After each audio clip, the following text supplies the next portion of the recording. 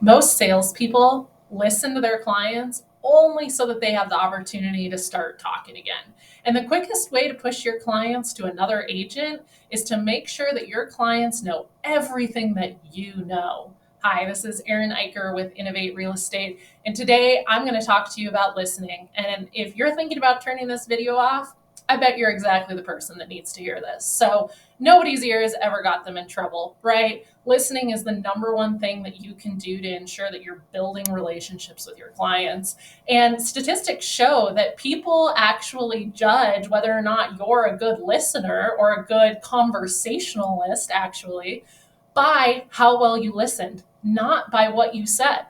So there are a few things that you can do to really show your clients that you're a good listener. And there's a lot of sales tricks and tactics out there, but we all know that real estate really is a people business. It isn't all about sales. So number one, you've probably heard of the tactic of mirroring.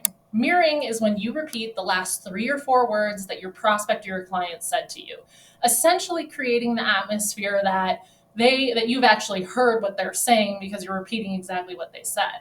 But mirroring isn't enough anymore. You really have to be able to regurgitate and summarize what they've said to you is important. And this can be really hard until you actually understand what's important to them. If you think you're good at this, it's probably because you're actually actively listening.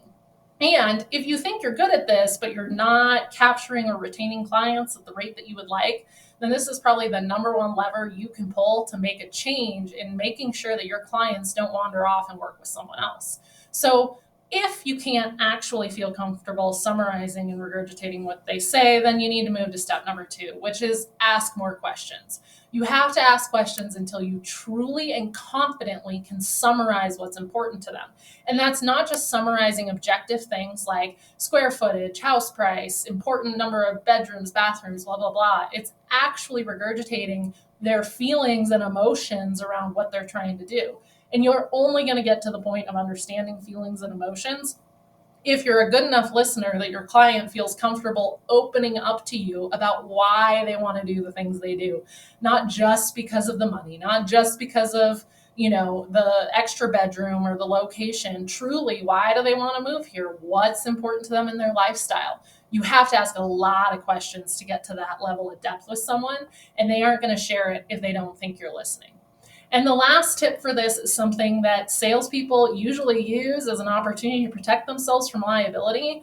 But what I'm going to say, we call this in our business the golden 5 minutes. After you take a phone call or after you leave a meeting with someone, what do you do in that first 5 minutes to ensure that you're solidifying and making sure the time you spent with them was as valuable as it could be?